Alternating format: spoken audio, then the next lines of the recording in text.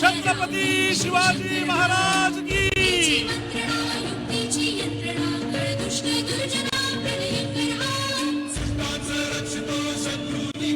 महाराष्ट्र निर्माण सेनेचा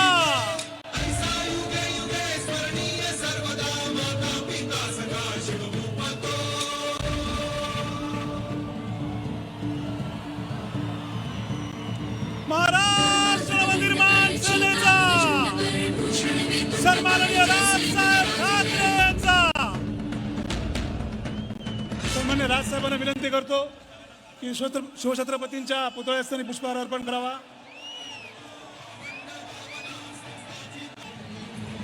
छत्रपती शिवाजी महाराज की जय भवानी.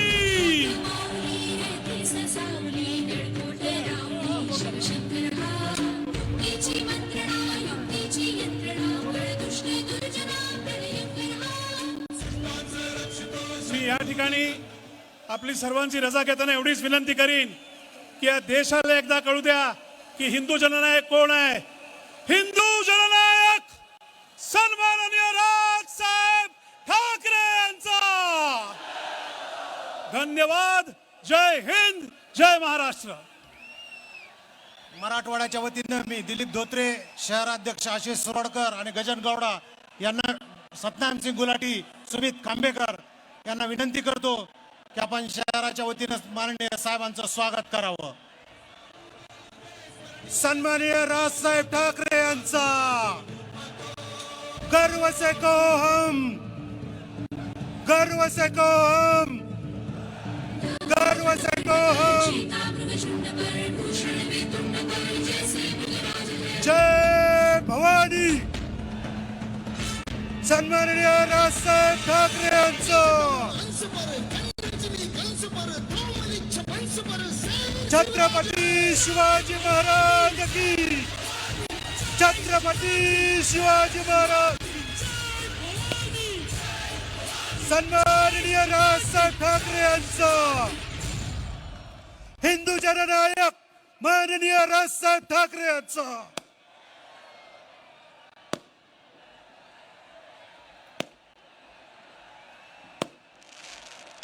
जय भवानी. नूतन जयस्वाल यांच्याकडून प्रभू श्रीरामांची प्रतिमा माननीय साहेबांना भेट देण्यात येत आहे.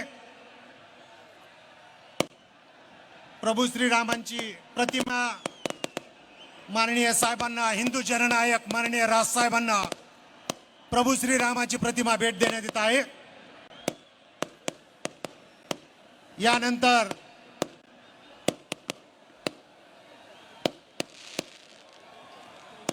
सर्वांनी बसून घ्यायचंय.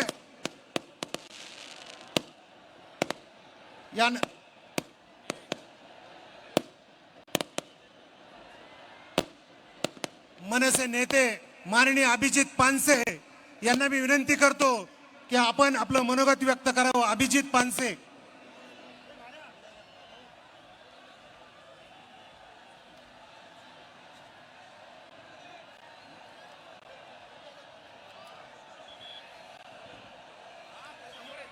सन्माननीय राजसाहेबांना वंदन करून तुमच्या समोर बोलतो.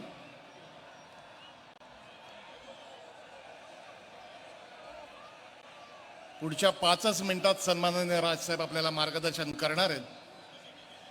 पण तत्पूर्वी मला त्यांनी छोटीशी जबाबदारी दिलेली आहे ती पार पाडण्यासाठी मी इथे उभा आहे. आज महाराष्ट्र दिन आहे. उद्ध्वस्त वातावरण सगळ्यांमध्ये. बेंकर साहेब म्हणले तसे या फक्त टाळ्या वाजून चालणार नाही. केवळ महाराष्ट्र सैनिकांचं नाही, या देशातल्या प्रत्येकाच्या मनातलं साहेब बोललेले आहेत. आज ही जनजागृती गेले अनेक वर्ष साहेब करतायत. एकटा माणूस सगळ्यांच्या विरोधाला थोपवून एकटा माणूस उभा आहे. माझी विनंती आहे सगळ्यांना की आता महाराष्ट्राने या संयुक्त महाराष्ट्राच्या आधी त्या माणसाचं नाव आहे शाहीर कृष्णराव साबळे. उद्या एक साताऱ्यातनं येऊन एक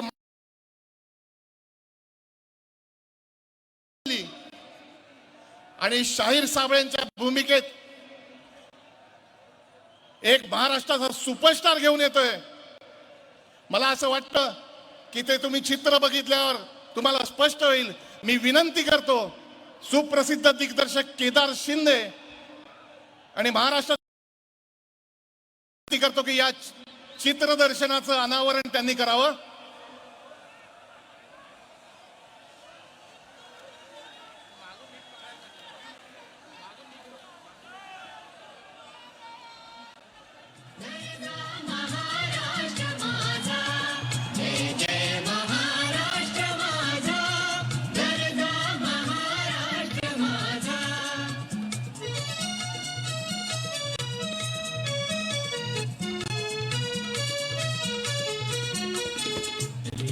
वरदा कृष्ण कोयना भद्रा गोदावरी. जोरदार टाळ्या वाजून केदार शिंदे आणि अंकुश चौधरी आणि अख्ख्या टीमला आपण शुभेच्छा देऊयात.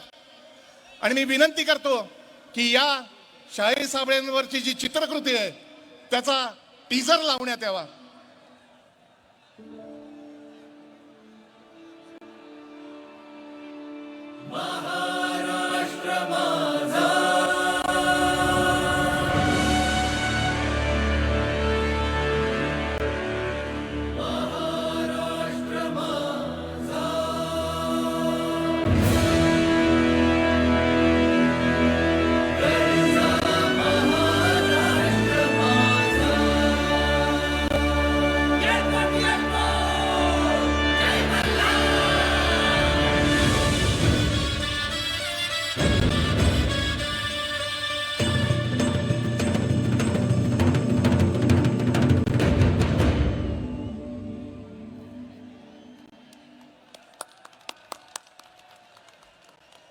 या संपूर्ण चित्रकृती करता शुभेच्छा. मी सन्माननीय राज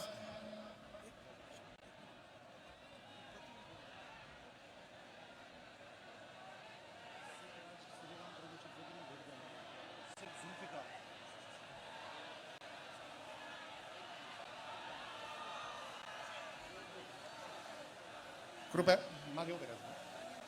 सन्माननीय राज साहेबांना मी विनंती करतो की त्यांनी केवळ या सभेला नाही तर देशाला मार्गदर्शन करावे.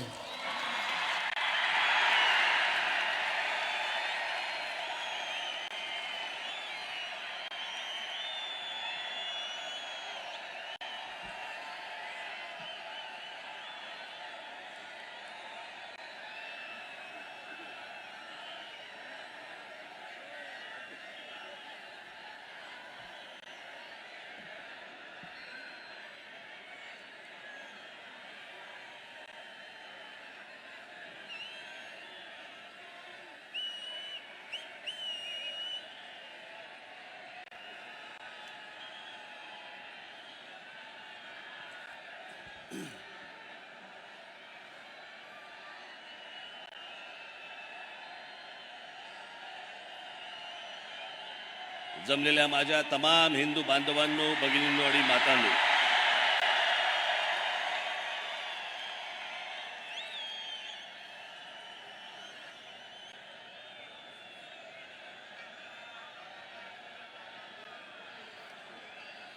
मला कल्पना आहे की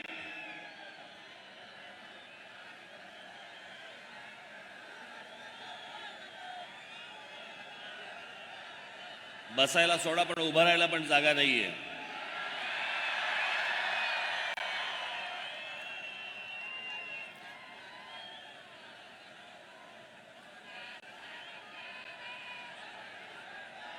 माझी आपणा सर्वांना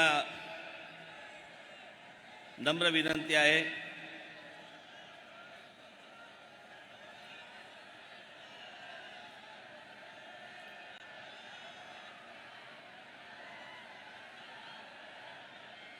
की आपल्या घोषणा, आपलं बोलणं हे जर थांबलं तर मला अनेक विषय आपल्याशी आज बोलता येतील. मी आता येत असताना बाहेर देखील आज अजून हजारो लोक आहेत बाहेर की त्यांना आतमध्ये येता येत नाहीये कारण आतमध्ये जागाच नाहीये.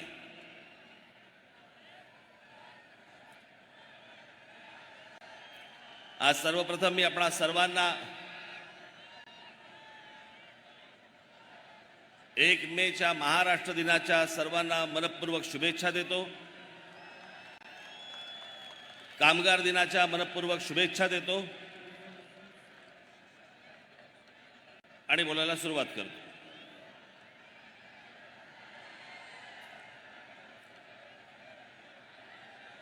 खरं तर सभा होणार नाही होणार, राज ठाकरेंनी सभा घ्यावी न घ्यावी,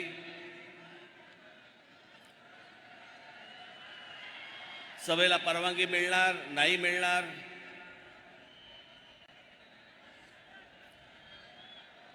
खरं तर हे का ही गोष्ट केली मला अजूनपर्यंत समजलेली नाही.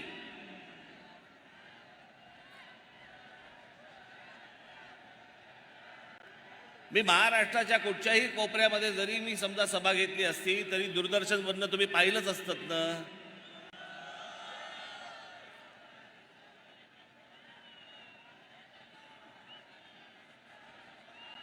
मुंबईला गुढीपाडव्याच्या दिवशी एक सभा घेतली,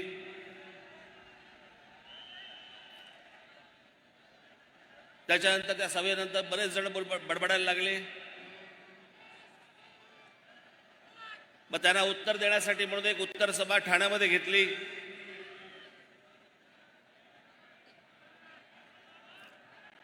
खरं तर 2च सभा मी घेतल्या.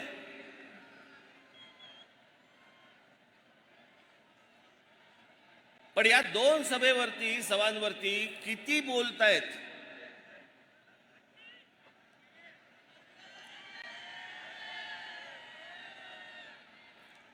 आणि मग ही ज्यावेळेला ठाण्याची सभा ज्यावेळेला झाली त्यावेळेला माझ्या दिलीप धोत्रेंनी मला फोन केला.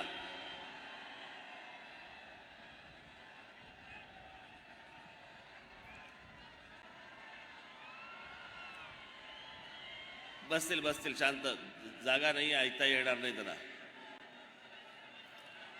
आणि आमच्या दिलीप धोत्रेंनी फोन केला आणि दिलीप धोत्रेंनी सांगितलं की साहेब आपण एक संभाजीनगरला आपण एक सभा घेऊया.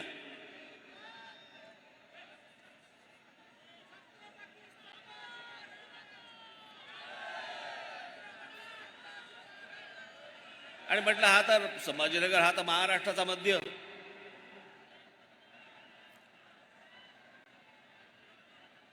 मग मी त्याला सांगितलं म्हटलं आपण एक संभाजीनगरला सभा घेऊ. म्हटलं मी तुला तारीख सांगतो नंतर. आता हा विषय फक्त संभाजीनगर पुरता मर्यादित नाही.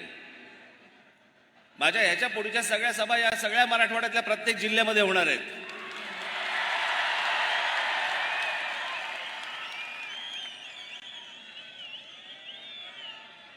तसंच विदर्भातही जाणार आहे.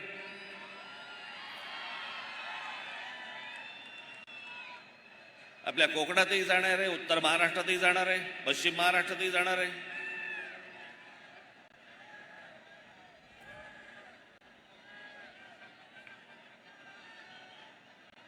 पण या सभांना आडकाठी आणून काहीच होणार नाही. मी कुठेही बोललो तरी ते लोकांपर्यंत पोहोचणारच आहे.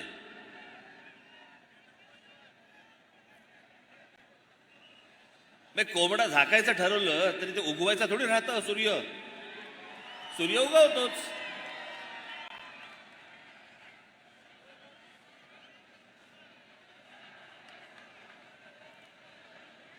पण आज या ऐतिहासिक संभाजीनगरमध्ये जी काय उरली सुरली जी काय आहे ती म्हटलं आता जरा संभाजीनगरमध्ये काढू.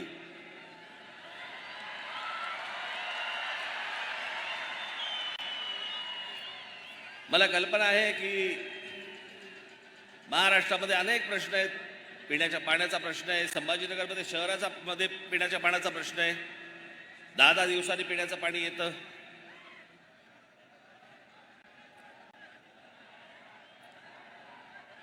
सगळेच अडचणी आहेत, सगळेच प्रश्न प्रलंबित आहेत. मला याची संपूर्ण कल्पना आहे.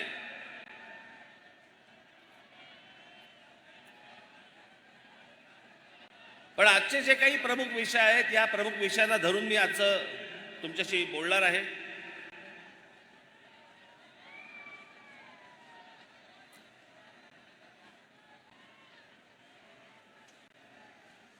आज या संभाजीनगरमध्ये खरं तर या संभाजीनगरचं ह्याचं मूळ नाव खडकी.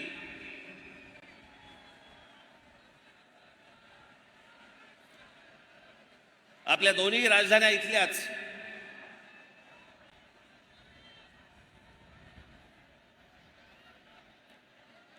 एक आमचा देवगिरीचा किल्ला आणि त्याच्या अगोदरची आमची पैठण.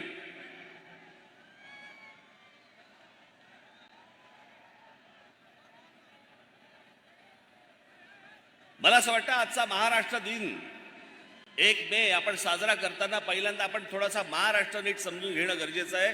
कारण जर महाराष्ट्रच समजला नाही, मी त्याविषयी म्हटलं ना, ठाण्याच्या सभेमध्ये म्हटलं का कुठच्या सभेमध्ये म्हटलं मला तर आठवत नाही मला. पण जो समाज इतिहास विसरला त्याच्या पायाखालचा भूगोल सटकलेला आहे, त्याच्या पायाखालची जमीन सटकलेली आहे.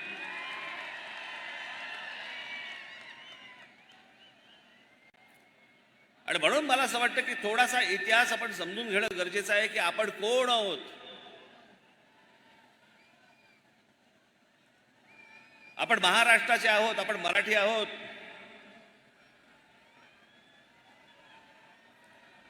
या महाराष्ट्राने आजपर्यंत या देशाला काय काय दिलं. मुळात हा कधी देश असा नव्हता, ही भूमी होती एक.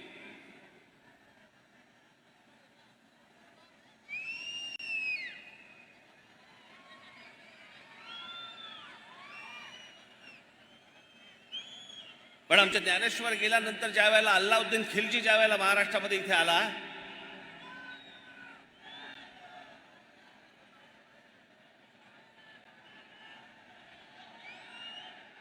आणि आमच्या देवगिरीच्या किल्ल्यामध्ये ज्यावेळी शिरला, काय चाललंय रे तिकडे.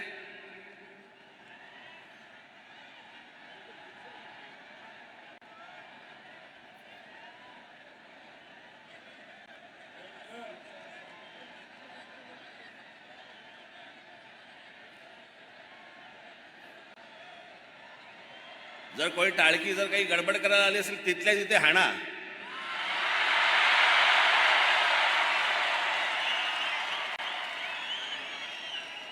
महाराष्ट्र नवनिर्माण सेनेची सभा आहे, इथे वेडवाकडं कराल ना, चौरंग करून घरी पाठवीन.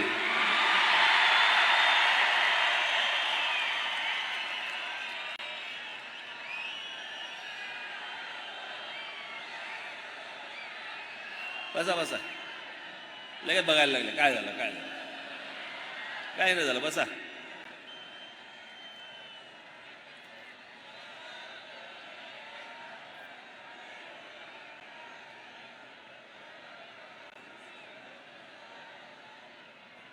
या एका अल्लाउद्दीन खिलजीने 1 लाख लोक घेऊन येतोय म्हणून सांगितलं. रामदेवराव यादव आमचा राजा बेसावत राहिला. आमच्या किल्ल्यामध्ये फितुरी झाली.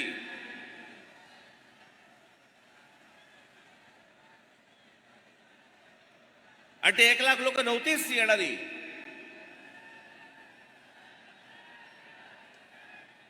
आलेले लोक काही हजारात होती.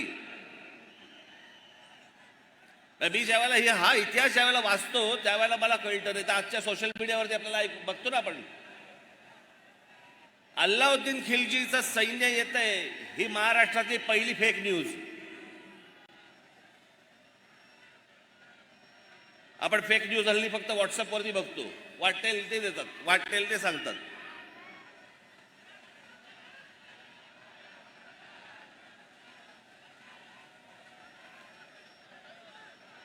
आमच्या महाराष्ट्राची कन्या रामदेवराव यादवांची मुलगी हिला अल्लाउद्दीन खिलजी पळवून घेऊन गेला.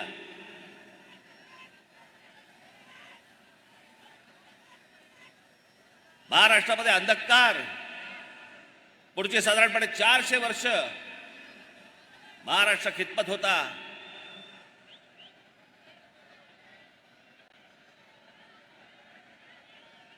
या महाराष्ट्रातल्या माझ्या माता भगिनींवरती अत्याचार होत होते, बलात्कार होत होते, मंदिरं पाडली जात होती.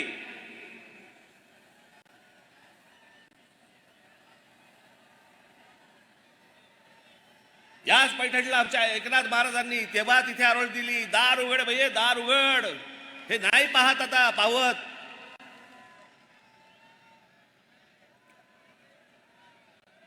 आणि या 1630 ला दार उघडलं.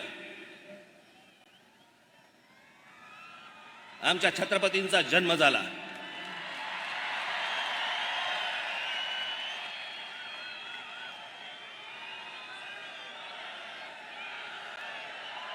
स्वाभिमानाने कसं जगायचं असतं आणि काय जगायचं असतं हे आमच्या राजाने शिकवलं.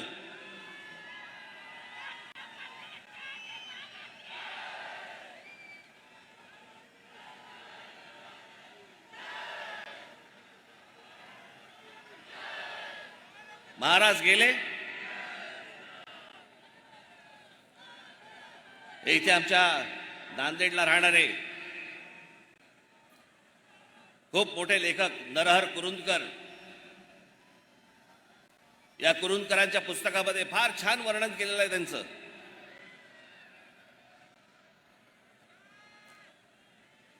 छत्रपती शिवाजी महाराज म्हणजे कोण होते.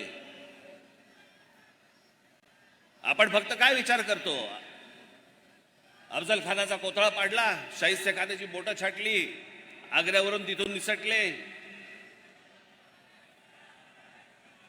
पण केवळ 50 वर्षाचं आयुष्य, 50 वर्षाचं आयुष्य,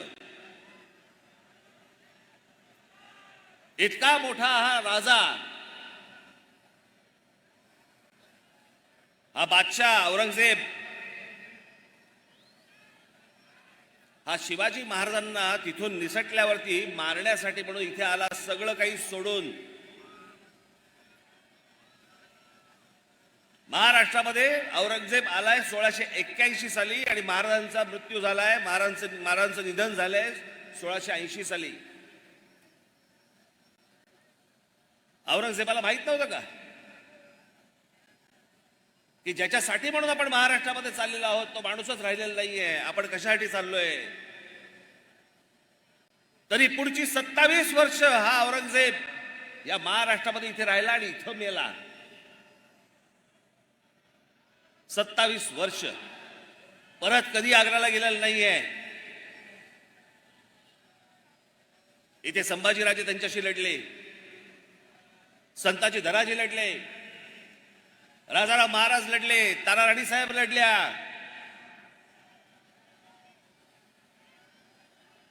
(1707) ला इथे मेला तो.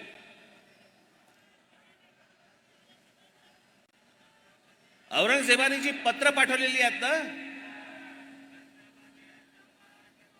ती जी पत्र पाठवलेली आहेत त्या पत्रामध्ये तो कोणाचाही उल्लेख नाही करत. त्या पत्रामध्ये फक्त उल्लेख करतोय शिवाजी अजून मला छळतोय. ती जी प्रेरणा आहे ज्याच्यावरती हे सगळे लढतायत त्या प्रेरणेला तो शिवाजी म्हणतोय.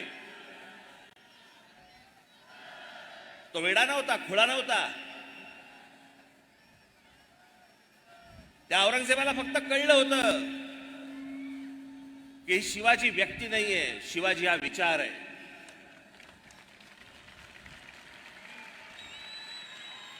छत्रपती शिवाजी महाराज हा एक विचार आहे आणि हा जर विचार या भूमीमध्ये पसरला तर आपलं काही खरं नाही. आणि तेच झालं. संपूर्ण मराठेशाहीने उद्ध्वस्त केलं मोगल साम्राज्य. आज पाकिस्तानामध्ये असलेला तो अटोक किल्ला, ज्याला आपण म्हणतो ना अटकेपार झेंडे फडकवले मराठ्यांनी, तो अटोक किल्ला, तिथे भगवी पताका फडकली. हा संपूर्ण मराठेशाहीचा इतिहास आपण विसरलो. आम्हाला काहीच माहित नाही. आम्ही फक्त पुण्यतिथी आणि जयंत्या फक्त साजऱ्या करतोय आम्ही महापुरुषांच्या.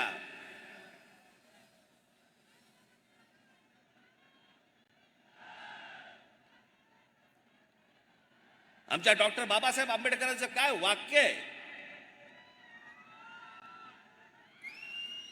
ते म्हणाले आमच्या लोकांच्या अंगामध्ये म्हणे देवी येते, भूत येतात, सगळ्या गोष्टी होतात.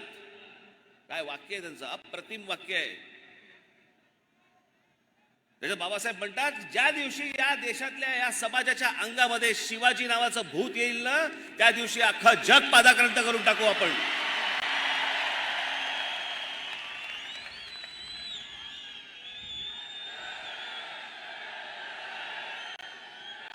आमच्या अंगात शिवाजी आला पाहिजे. ही आमची मराठेशाही, हा आमचा महाराष्ट्र.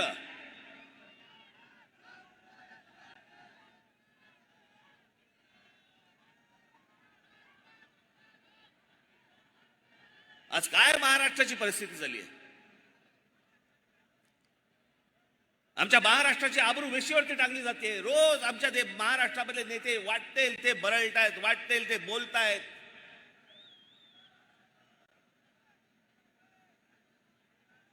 पुढच्या येणाऱ्या ज्या पिढ्या आहेत, आज जे लहान कच्चे बच्चे जे आहेत, ते राजकारणाकडे बघताना, राजकारण्यांकडे बघताना काय शिकत असतील? हे जे टेलिव्हिजनवरती रोज एक चॅनलवरती जे चालतंय, हे राजकारण आहे? हा आपला महाराष्ट्र आहे? ज्या महाराष्ट्राने या देशाला विचार दिला, समाजवादाचा विचार या महाराष्ट्रात गेला, बुद्धिझमचा विचार या महाराष्ट्रात गेला, हिंदुइझमचा विचार या महाराष्ट्रात गेला, कम्युनिझमचा विचार या महाराष्ट्रात गेला. हा महाराष्ट्र चढपडतोय. आणि ह्यांच्या सगळ्यांचे सगळं काय जे रोजच्या रोज जे बोलतात ते आम्ही हसण्यावर देतोय. रोजच्या रोज आमचा महाराष्ट्र खड्ड्यात जातोय. याच्यासाठी महाराष्ट्र दिन साजरा करायचा आहे आम्हाला, की ज्यातनं आम्ही काही प्रेरणाच घेणार नाही आहोत, ज्यातनं आम्ही काही बोधच घेणार नाही आहोत. सर्वात जास्ती समाज सुधारक या महाराष्ट्राने दिले, विचारवंत या महाराष्ट्राने दिले. एक गोष्ट अशी नाही की जी महाराष्ट्रामध्ये कधी जन्माला नाही आली, महाराष्ट्राने इतरांना दिली. आणि आज काय महाराष्ट्राची हालत करून ठेवली आपण. आई बहिणीवरनं शिव्या घालतायत. कोणी मुद्द्याचं बोलायलाच तयार नाहीये. सगळेजण मुद्द्यावरती बोलतायत. आम्ही काय शिकवतोय तरुणांना? हुल्लडबाजी. याचं कारण आमचं लक्षच नाहीये.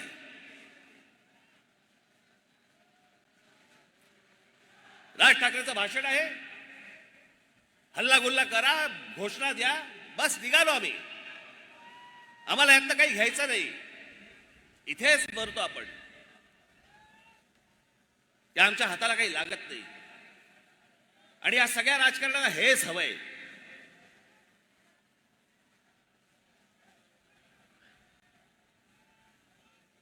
माझी 2 भाषणं काय झाली, त्याच्यावरती सगळे काय फडफडायला लागले.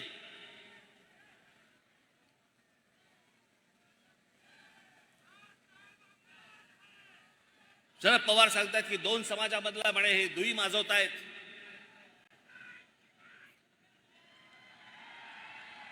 हे महाराष्ट्र आणि देशासाठी म्हणे योग्य नव्हे. मी दुई माजवतोय? पवार साहेब, आपण जाती जातीमध्ये जे भेद निर्माण करताय ना, त्याने दुई माजते आहे.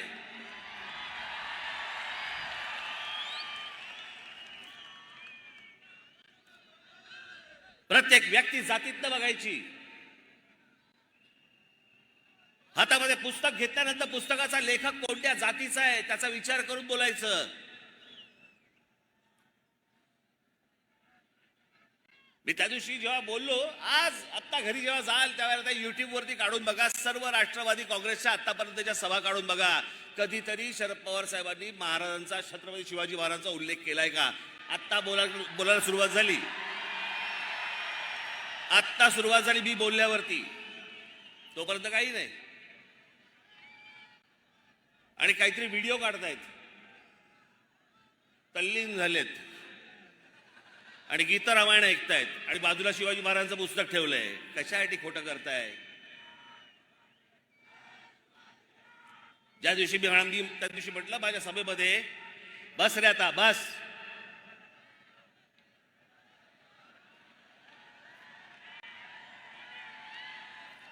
त्या दिवशी जेव्हा मी म्हटलं की शरद पवार साहेब हे नास्तिक आहेत, लागलं, झोमलं.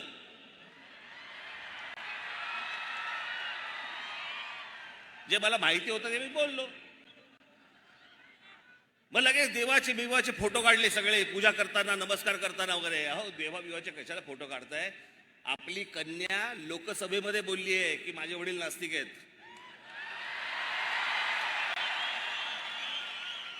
आता याहून अधिक काय पुरावा देऊ मी? जिकडे सभा घेतायत तिकडे बोलतायत. राज ठाकरेंनी म्हणे त्यांच्या आजोबांची पुस्तकं वाचली पाहिजेत. अरे मी वाचली आहेत. पवार साहेब, तुम्हाला अपेक्षित असलेल्या गोष्टी फक्त तुम्ही वाचलेल्या आहेत. अख्खी पुस्तकं वाचा, संदर्भात सहित वाचा, मग तुम्हाला कळेल.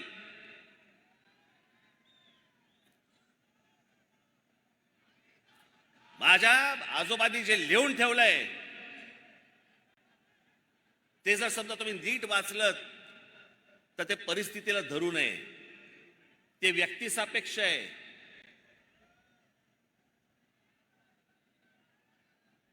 जातीपातीमध्ये भेद निर्माण करणारा नव्हे.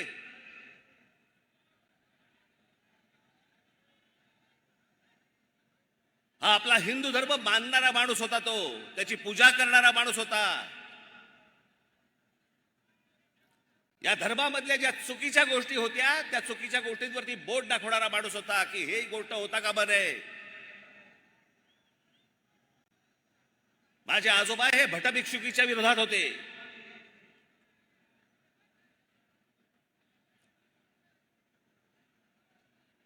धर्म मानणारा माणूस होता. म्हणून मी आज पवार साहेबांसाठी काही संदर्भ आणलेत.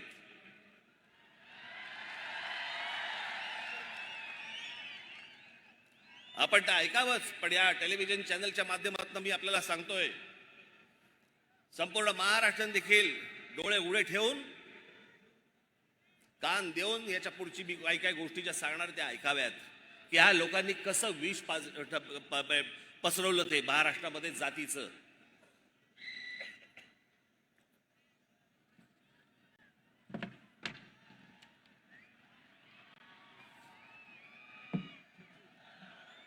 मी प्रबोधनकारांच्या काही पुस्तकं आणि त्यातले संदर्भ खास करून पवार साहेबांना सांगण्यासाठी म्हणून इथे लिहून आणलेत की जर जमलं तर आपण हे वाचावेत. पवार साहेब, माझ्या आजोबांचं पहिलं पुस्तक आहे माझी जीवनगाथा. पहिलं पुस्तक म्हणजे शेवटचं पुस्तक त्यांचं, पण त्यांचं चरित्र आहे. त्याच्यामध्ये पान क्रमांक 101 वरती हिंदू धर्माच्या प्रचाराबाबत केलेलं काम आणि ख्रिश्चन मिशनरींना विरोध म्हणून हिंदू मिशनरी चळवळ स्थापन करणारा माझे आजोबा होते.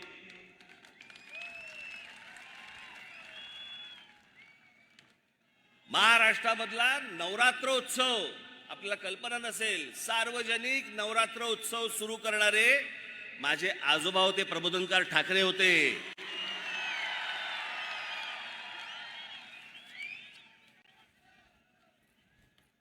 त्यांचं एक पुस्तक आहे उठ मराठ्या उठ. या पुस्तकामध्ये हिंदू धर्मीयांवरच्या अत्याचाराबाबतची माहिती आहे. पवार साहेब जरूर वाचा. प्रबोधन मधील प्रबोधनकार यांचा खंड क्रमांक 1 प्रतापगडावरच्या भवानीवरचं संकट हे वाचा. रायगडचे ग्रामण्य वाचा. राष्ट्रसेवा हिंदूंचा राजधर्म वाचा. आपल्याला जेवढं पाहिजे ना तेवढंच वाचू नये. हे जे विष या माणसाने जे कालवलं ना, मी जे सतत सांगतोय की राष्ट्रवादीचा जन्म झाल्यानंतर महाराष्ट्रामध्ये जातीपातीचं राजकारण मोठ्या प्रमाणावरती सुरू झालं.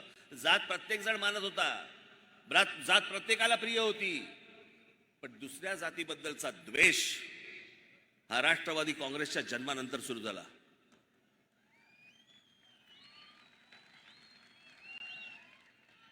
माझा मराठा बांधव भगिनी यांची माती भडकवायची, मग कोणतरी जेम्स लेन सारखा एक माणूस उभा करायचा, मग त्यांनी काहीतरी पुस्तक लिहिलं, त्या पुस्तकामधले काहीतरी गोष्टी काढायच्या, आणि ज्या माणसाने संपूर्ण महाराष्ट्रात नव्हे तर देशात छत्रपती शिवाजी महाराज घराघरापर्यंत पोहोचवले, त्यांच्या वृद्धापकाळामध्ये पवार साहेबांनी आमच्या बाबासाहेब पुरंदरेंना त्रास द्यायला सुरुवात केली. कशासाठी? की ते ब्राह्मण आहेत म्हणून. पवार साहेबांना मला एकच गोष्ट सांगायची आहे, या राज ठाकरे आहे ना, आमचं घर, आमच्या घरामध्ये आम्हाला कधी जातपात शिकवली नाही, आम्हाला जातपात माहिती नाही, आम्ही जातपात कधी बघत नाही, आणि आम्हाला जातीपातीशी काही देणं घेणं नाही. मी ज्याच्याकडे जातो ती व्यक्ती त्या व्यक्तीकडे जातो. मी जात बघून जात नाही, जात बघून पुस्तकं वाचत नाही. तुमच्या मतांच्या राजकारणासाठी हे सगळं ध्रुवीकरण करायचं जर एवढंच आहे, तर मग रायगडावरची समाधी ही कोणी बांधली? आमच्या शिवछत्रपतींची समाधी जी बांधली गेली रायगडावरती, कोणी बांधली? ही आमच्या लोकमान्य टिळकांनी बांधली. लोकमान्य टिळकांना आता तुम्ही काय ब्राह्मण म्हणून बघणार आहात का? लोकमान्य टिळकांनी ज्यावेळेला स्वतःचं पहिलं वर्तमानपत्र काढलं, त्या वर्तमानपत्राचं पहिलं नाव काय? मराठा.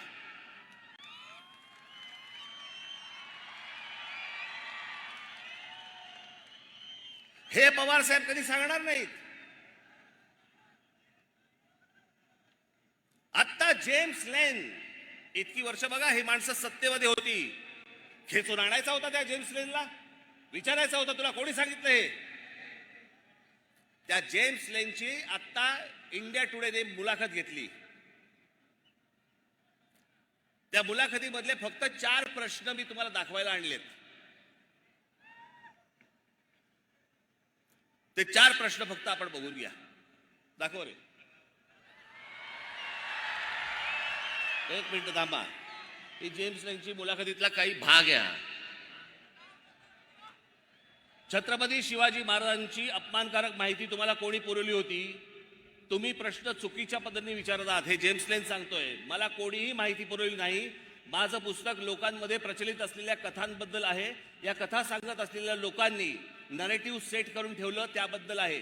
काही लोक रामदास यांना शिवाजी महाराजांचे गुरु मानतात, तर काही तुकाराम महाराज यांना शिवाजी महाराजांचे गुरु मानतात. यातलं खरं काय आहे त्यात मला काही रस नाही. पण एक गट पहिल्या नरेटिव्हच्या बाजूने आहे तर दुसरा दुसऱ्या नरेटिव्हच्या बाजूने आहे. असं का? पुढे तुमच्याकडे असलेल्या अपमानकारक माहितीचा आधार काय? जेम्स लेन, माझं पुस्तक काळजीपूर्वक वाचणाऱ्यांच्या लक्षात येईल की मी कुठलंही ऐतिहासिक तथ्य मांडल्याचा दावा केलेला नाही. मी शिवाजी महाराजांचा अपमान केलाय अशी टीका करणाऱ्यांनी चुकीचा अर्थ काढलाय. पुन्हा सांगतो, मी कथांबद्दल बोलतोय, इतिहासातील तथ्यांबद्दल नाही. पुढे या विषयाबाबत तुमचं बाबासाहेब पुरंदरेशी बोलणं झालं होतं का? त्यांचं म्हणणं काय होतं? मी कधीही बाबासाहेब पुरंदरेशी एका शब्दानेही बोललेलो नाही. पुढे महाराजांबद्दलचे अपमानकारक शब्द तुम्ही मागे घेतले ते कशामुळे? युक्तिवाद करताना मी पुरेशी काळजी घेतली नाही, त्याचा परिणाम इतरांना भोगावा लागला. ज्याच्यावरनं 10-15 वर्ष राजकारण केले या महाराष्ट्रामध्ये पवार साहेब तुम्ही, तो जेम्स लेन सांगतो मी कोणालाही भेटलेलो नाहीये. ते माझं ऐतिहासिक पुस्तक, माझ्या ज्यामध्ये इतिहास नाहीये. तुमची केंद्रामध्ये सत्ता होती, तुम्ही कृषी मंत्री होतात, का नाही फरफटत आणला त्याला? का महाराष्ट्राची डोकी फिरवली? कशासाठी हे विष पाजलत तुम्ही लोकांना? कशासाठी विष पाजलत? नवीन वाद उकरून काढायचे. शिवाजी महाराजांचे गुरु रामदास स्वामी होते का नव्हते? रामदास स्वामींकडे परत तुम्ही जातीने बघणार आहात? रामदास स्वामी कधी बोलले की मी शिवाजी महाराजांचा गुरु होतो? की शिवाजी महाराज कधी बोलले की रामदास स्वामी माझे गुरु होते म्हणून? गुरु शिष्याचा नात्याचा काही संबंधच येत नाही.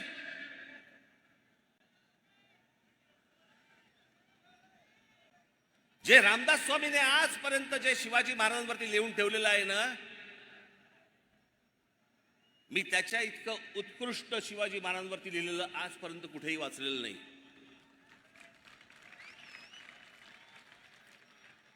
जे त्यांनी लिहून ठेवलंय ना, निश्चयाचा महामेरू, बहुत जनासे आधारू, अखंड स्थितीचा निर्धारू, श्रीमंत योगी, त्याच्यातल्या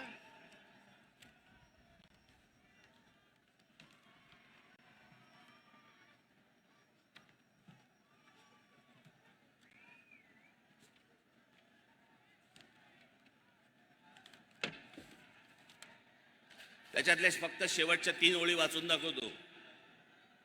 लाऊडस्पीकर वरती येणार पण थोड्या वेळाने.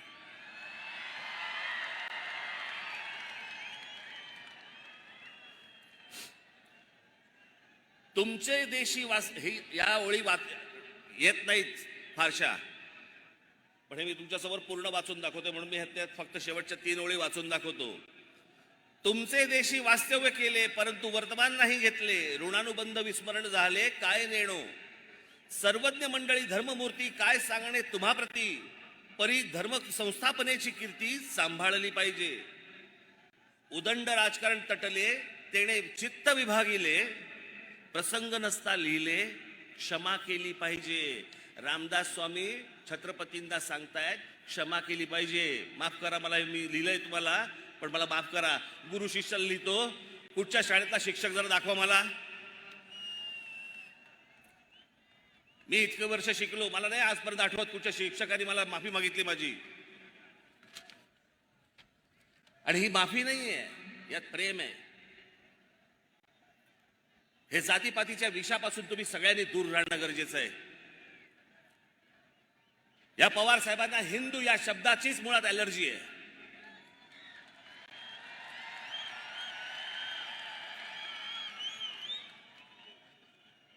प्रत्येक वेळेला बोलताना शाहू फुले आंबेडकरांचा महाराष्ट्र, हो तो आहेच,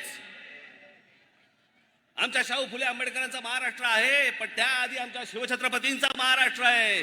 त्यांचा विचार घेऊन ते पुढे गेले, त्यांचा विचार घेऊन ते पुढे गेले. पण कधी पवार साहेबांच्या तोंडी शिवाजी महाराजांचं नाव कधी ऐकलं नाही. मी आता काढल्यानंतर आता बोलायला लागले. आणि हल्ली काय गोष्टी काय लपून राहत नाहीत. त्या सगळ्या राष्ट्रवादीच्या सभा तुमच्या समोर आहेत, घरी जाऊन बघू शकता. फोटो पण नसतो, फोटो पण कधी नसायचा, आता सुरू केलं लावायला. या सगळ्या गोष्टींपासून मी हे मुद्दामून आपल्याला सांगतोय, कारण हे जे सत्य जे चालू आहे ना त्यांचं. आणि पवार साहेब, पहिली गोष्ट आपल्याला निश्चितपणे सांगतो, मी जात मानत नाही, मला जातीशी काही देणं घेणं नाही. इथे कोणा ब्राह्मणांची बाजू घेण्यासाठी म्हणून मी पण उभा नाहीये आणि कोणाचीच बाजू घेणार नाहीये. महाराष्ट्र असा कधी नव्हता. याच आमच्या शिवछत्रपतींनी आम्हाला शिकवलं. 18 पगड जातींना घेऊन स्वराज्याची स्थापना केली. या 18 पगड जाती या महाराष्ट्रासाठी झटत होत्या. या 18 पगड जातींमध्ये विष घालवलं तुम्ही का? तुम्हाला सगळ्यांमधनं मतं पाहिजेत म्हणून, आमदार निवडून यायला पाहिजेत म्हणून? अहो, एवढ्याच्या छोट्याशा गोष्टीसाठी म्हणून हे कालवलेलं विष कुठपर्यंत गेले बघा. शाळा कॉलेज पर्यंत गेलं. शाळेमध्ये मुलं एकमेकांकडे जी सहज जायची, सहज भेटायची, ती आता विचार करायला लागली, हा कोणत्या जातीचा आणि तो कोणत्या जातीचा, याच्याशी मैत्री करू की नको, याच्याशी मैत्री करावी, इथपर्यंत घाण राजकारण आणलं. आणि म्हणून महाराष्ट्र दिवस साजरा करायचा आम्ही.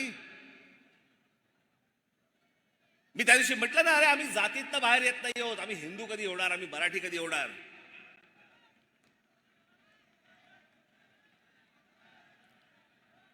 आमच्याकडे जातीने विळखा घालून ठेवल्या सगळ्या गोष्टीला.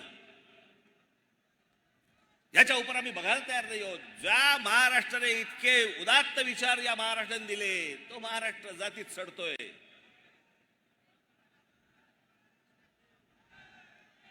त्याचा दिवस साजरा करायचा आम्ही.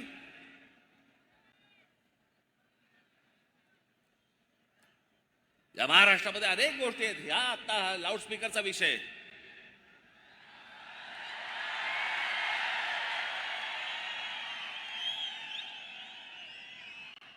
त्याशी एका पत्रकाराने मला विचारलं, नाही एकदम लाऊडस्पीकर अचानक. म्हटलं अचानक? बरं कधी काढला की तुम्ही विचारणार अचानक? कधी काढायचाच नाही का? मी त्याच्या अगोदरच्या माझ्या क्लिप्स दाखवल्या होत्या त्याशी. याच्या अगोदर अनेकदा बोललोय. बरं हा काही लाऊडस्पीकर हा नवीन विषय नाहीये, हा काही मी पहिल्यांदा मांडतो अशातला विषय नाहीये. याच्या अगोदर अनेकांनी मांडलाय. मी फक्त त्याला पर्याय दिला.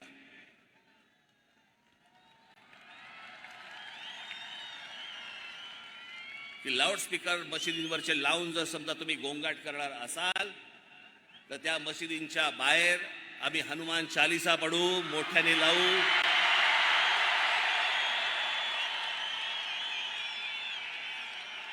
मला कुठेही महाराष्ट्रामध्ये दंगली घडवायच्या नाहीत. महाराष्ट्रामध्ये मला कुठेही दंगली घडवायची इच्छा देखील नाहीये. मुस्लिम समाजाने देखील ही गोष्ट नीट समजून घेणं गरजेचं आहे.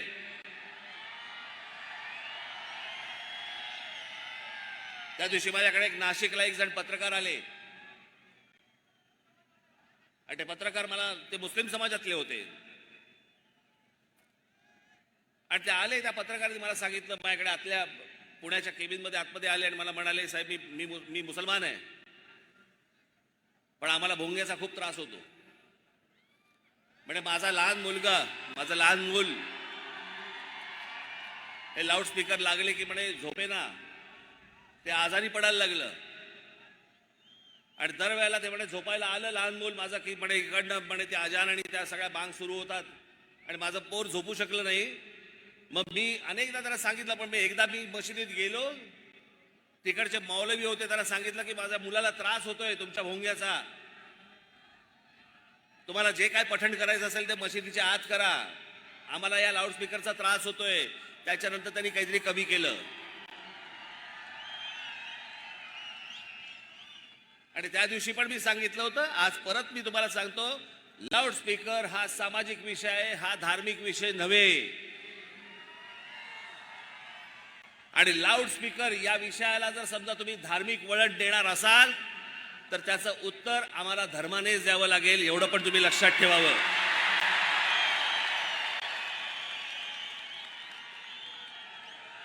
आमची इच्छा नसताना आम्हाला टोकाची भूमिका घ्यायला लावू नका.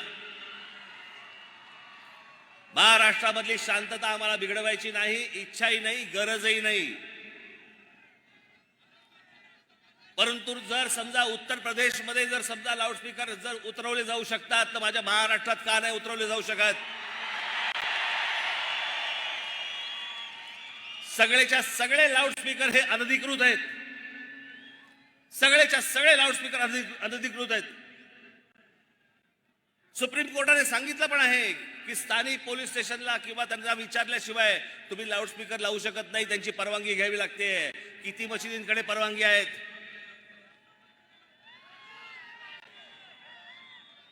कोणाचकडे परवानग्या नाही आहेत.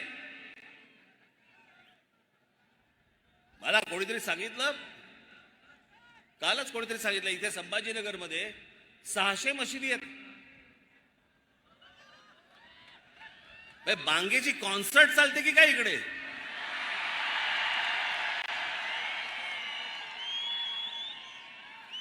असं फक्त संभाजीनगर मध्ये नाही, अख्ख्या देशभर आहे. हे संपूर्ण देशातले लाऊडस्पीकर पहिले खाली आले पाहिजे. सगळ्यांना समान धर्म असला पाहिजे. प्रत्येक वेळेला आम्हीच का भोगायचं? आम्हाला सभा घ्यायची असली की लगेच सांगतात की नाही नाही, हा सायलेन्स झोन आहे, इथे शाळा आहे. रात्रीची कुठची शाळा?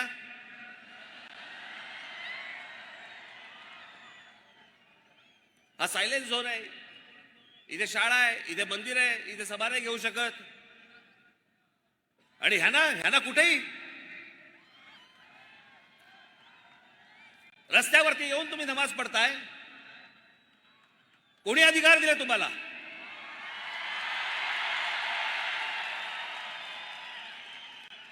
माझी शासनाला पण नम्र विनंती आहे, आज तारीख 1 आहे,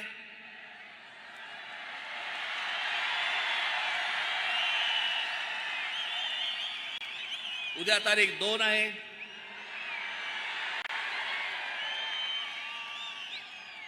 तीन तारखेला ईद आहे,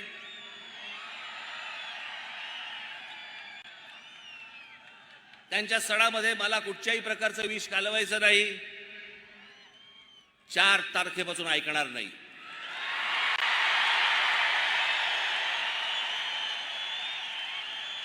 माझी महाराष्ट्रातल्या सर्व तमाम हिंदू बांधवांना, भगिनींना माझी विनंती आहे, हात जोडून विनंती आहे, जिथे जिथे यांचे लाऊडस्पीकर लागतील त्यांच्या समोर दुप्पट आवाजाने तिथे हनुमान चालीसा तुमची लागलीच पाहिजे.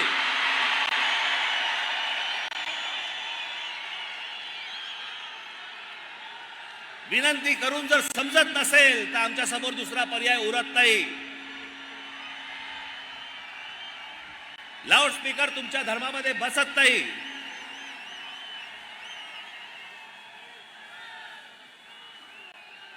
जे सुप्रीम कोर्टाचे नियम म्हणून सांगताय ना, त्या सुप्रीम कोर्टाच्या नियमामध्ये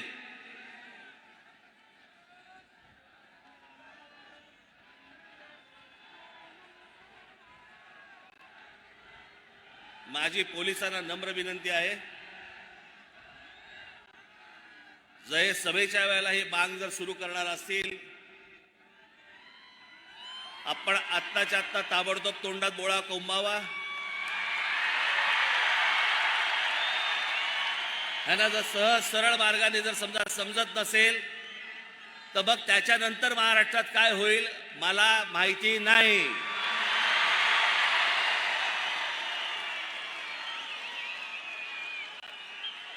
इथे जे कोणी पोलीस अधिकारी असतील त्यांना मी सांगतोय, आत्ताच्या आत्ता जाऊन हे पहिल्यांदा बंद करा.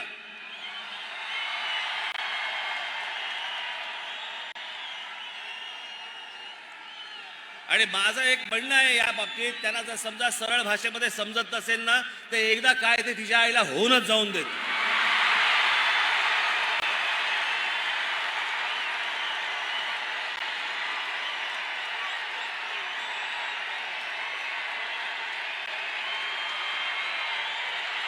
अजिबात शांत बसता कामा नये तुम्ही.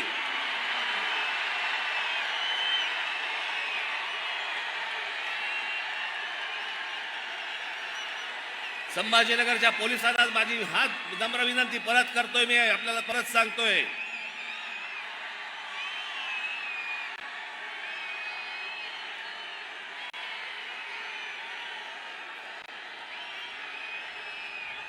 हे जर या पद्धतीने वागणार असतील, यांना जर सरळ सांगून जर समजा समजत नसेल तर महाराष्ट्राच्या मनगटामध्ये काय ताकद आहे ना ही यांना एकदा दाखवावीच लागेल. आणि म्हणून माझी पोलिसांना विनंती आहे की हे पहिल्यांदा थोबाडं बंद करा या लोकांची. माझी संपूर्ण देशवासियांना, अख्ख्या संपूर्ण देशातल्या माझ्या हिंदू बांधवांना, भगिनींना माझी विनंती आहे की बिलकुल मागचा पुढचा काही विचार करू नका. हे भोंगे उतरले गेलेच पाहिजेत.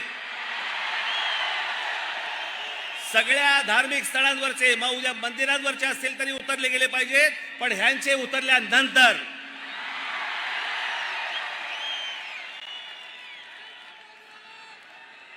आपण सगळेजण, आज ही परिस्थिती आहे, अभी नहीं तो कभी नहीं. माझ्या देशातल्या सर्व देशवासियांना, माझी सर्व हिंदू बांधवांना, बहिणींना माझी विनंती आहे, जर हे 3 तारखेपर्यंत ऐकले नाही, 4 तारखेला हनुमान चालीसा प्रत्येक ठिकाणी मला ऐकू आलंच पाहिजे. पोलिसांकडनं वाटल्यास रीतसर परवानगी घ्या, लाऊडस्पीकरची परवानगी घ्या, त्यांना द्यावीच लागते. पण ती परवानगी घेऊन आपण या सगळ्या गोष्टी जोरात कराल आणि सामाजिक दृष्ट्या हा इतके वर्षाचा प्रलंबित प्रश्न हा कायमचा निकाली लागेल, याच्यासाठी सगळ्यांनी आपण हातभार लावावा ही नम्र विनंती करतो आणि आपणा सर्वांची मी रजा घेतो. धन्यवाद. जय हिंद, जय महाराष्ट्र. सभेची सांगता राष्ट्रगीताने होईल.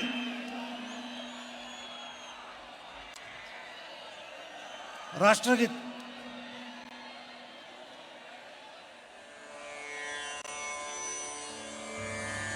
Ooh.